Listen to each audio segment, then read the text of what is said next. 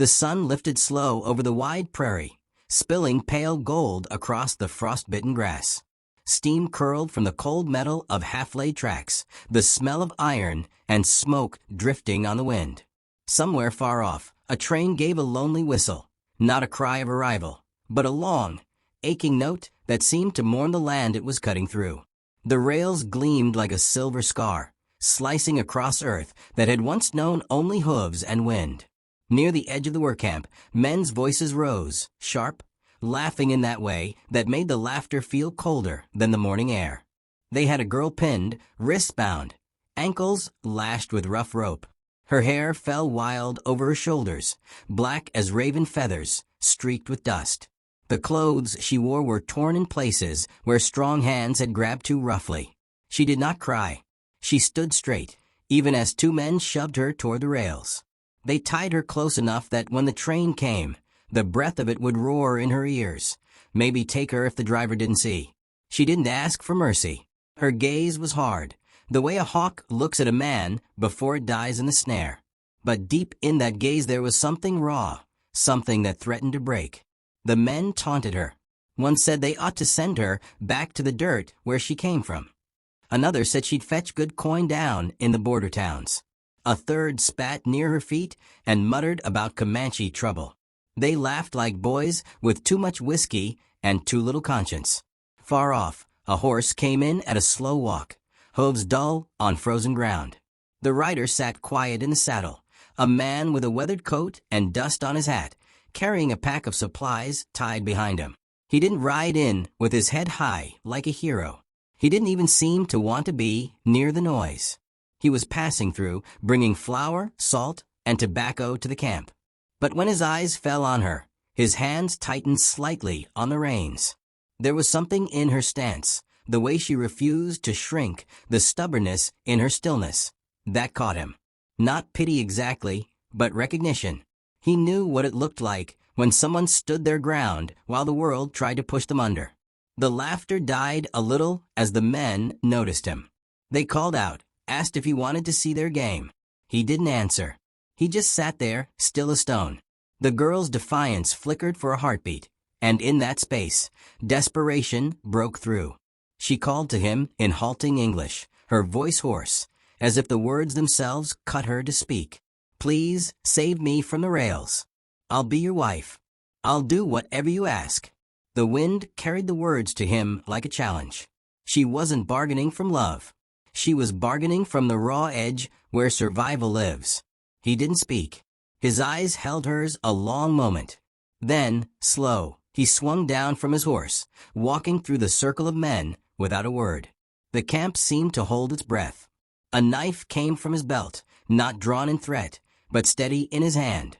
The rope at her wrists came free first, then the knots at her ankles. She stumbled as her legs found freedom again, but he didn't reach to steady her. Without looking back at the men, he started walking toward his horse. The jeers rose again, but fainter now, like they weren't sure if this was a fight or something else entirely. The girl hesitated only a second before following him. She didn't thank him. He didn't ask her name. The silence between them felt heavier than anything they could have said. They rode away from the rails as the whistle of the train grew louder in the distance, its steel breath rushing into a land that would never be the same. The cabin stood alone beneath an endless sweep of sky, the first light of morning spilling soft across its weathered boards. Smoke curled from the chimney, thin and slow in the still air. Inside, the crackle of the fire kept back the cold, and the smell of coffee rose with the warmth. He opened the door for her without a word, stepping aside so she could enter. She hesitated on the threshold, eyes scanning the small room as if it might hide some trick. A rough-hewn table, a stove in the corner, a bed against the far wall. No locks, no ropes, just the quiet and the soft sound of wood snapping in the flames. He set his coat aside, moved about the space with a kind of calm that seemed practiced. From a shelf, he brought down a tin plate, ladled out beans, and set it in front of her. She stayed standing at first, hands hovering over the food like she expected him to snatch it away. When he didn't, she sat, eating slow, watching him from under her lashes. He made no move toward her. No claim, no questions about her promise at the rails. He simply gave her space, moving through the small routines of a man who had learned to live mostly alone. Later, a knock at the door broke the stillness. He opened it to an older woman, her bonnet pulled tight against the wind, a loaf of bread wrapped in cloth under her arm. Her eyes landed on the girl, sharp and measuring, and her smile thinned. She handed him the bread, but her voice dropped low, meant for him alone. Taking in Comanche trouble will ruin you. Folks talk. Folks remember. The girl didn't understand the words, but she read the tone. The woman left with a nod that wasn't warm. In the days that followed, another visitor came, a quiet ranch hand who worked alongside the cowboy when the cattle needed moving. He was younger, soft-spoken, with a patience that made his smile reach his eyes. While they fixed a fence together, he would speak simple English words to her, pointing to things, sky, horse, water, and waiting until she repeated them back. She listened more than she spoke, but sometimes a faint smile would come when she learned a new one. Even so, there were frictions. She refused some of the food he gave her, pork, bread baked with lard. She prayed in her language each morning, facing the open land, and if he happened to walk past, she would go silent until he was gone. He worked without explanation, riding out before dawn, coming home late, sometimes with mud on his boots, sometimes with nothing but wind in his coat. She wondered where he went but didn't ask. One night, she rose for water and heard voices outside. The older woman had returned. The low murmur of her warning carried through the thin wall. Take her back before trouble finds you. The railroad men won't forget. Her breath caught as she leaned close to listen. She didn't sleep after that. In the dark, she made a quiet promise to herself. She would not be sent back. She would earn her place here, not with words, but with her hands. The next morning, while he was gone, she mended the tear in his shirt with sinew, the stitches small and even. She kept the fire lit all day, so the cabin was warm when he returned wet from the cold. One evening, she sat beside him and, in her language, spoke a single word, then repeated it in English. Safe. She pointed to the cabin, to him, then said it again. He looked at her for a long time, something unreadable in his face, before nodding once. Days slipped by with no talk of the rails, no talk of marriage. But the offer she'd made still lived between them, quiet as embers in ash. One evening, as the sun bled into the horizon, a sound rose faint on the wind, low, rhythmic drumming from somewhere beyond the hills. She froze, her spoon halfway to her mouth, eyes fixed on the door. He noticed. He set down his cup. The drumming came again, carrying across the open land like a heartbeat, growing closer. Something was coming. The sky burned red as the sun sank low, its light spilling over the prairie like a slow-moving fire. In the distance, dust rose from the earth, drifting upward in a pale ribbon against the dying light. The cabin stood alone beneath it all, small and stubborn against the sweep of land and sky. She was outside, gathering wood, when she saw them, dark figures riding in a line, their horses swift and sure. Even before the wind carried the sound of hoofbeats to her, she knew. The rhythm was familiar, the way the riders leaned forward, the glint of weapons at their sides. Comanche, her blood, her people. For a moment, her heart lifted, the pull of home, the memory of voices she once knew. But as they drew closer, she saw no smiles, no raised hands in greeting. Their faces were stone. At their head rode her father, his hair streaked with gray, but his back straight, his eyes fixed on her like arrows. He dismounted before the cabin, his boots sinking into the dirt. His voice was low, but carried the weight of a storm. He told her to come with him, that she had been taken, shamed, that her place was not here. She stepped forward, trying to speak quickly, explaining in her language that she had been spared, not stolen, that no harm had been done. But his jaw tightened. His gaze shifted to the cowboy standing on the porch, hands resting loosely at his sides. To her father, this man was no savior. He was a thief. The air between the two men felt like the space before lightning strikes. The cowboy did not touch his gun. He simply met her father's stare and, after a long pause, gestured toward the cabin. Sit, eat, talk. His voice was even, not mocking, not afraid. For a few tense moments, no one moved. Then her father shook his head, turning his horse. The warriors mounted again, the leather of their saddles creaking. As they rode away, her father looked back once. His words were a warning. They would return, and when they did, she would come. That night the cabin was quiet, the fire's glow soft against the walls. She sat near it, knees pulled close, her thoughts heavy. Finally she spoke, her voice barely above the crackle of the flames. She did not want to go back, not because she had turned from her people, but because something inside her had shifted.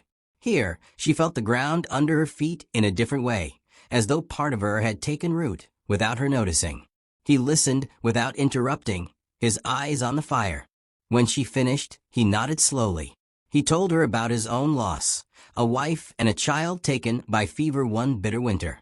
How afterward, the world had felt hollow, and he'd thought himself too empty to take in another soul. How he had built his days into a wall around himself, because it was easier than feeling the break again. They sat in the quiet after that, the weight of their words settling between them. She leaned forward, resting her head lightly against his shoulder. He did not move away. His hand did not rise to hold her, but the steady warmth of him felt like an answer all the same. Outside, the wind shifted, carrying the scent of dust and horses. Hoofbeats came faint at first, then clearer. More than before. She straightened, listening. He set his cup aside and rose. Through the small window, the night gave up its shapes, riders again, their silhouettes cut sharp against the starlit land. But this time, another kind of glint moved among them. The glint of metal. Rail guards rode with them. The lantern swayed in the wind, its light shifting over the hard lines of men's faces. Steam hissed from the waiting train, rising into the cold night air like the breath of some iron beast. Beyond the glow, the rails shone silver under the moon, stretching into darkness. The cowboy stood with his back to the cabin, eyes moving between the two groups.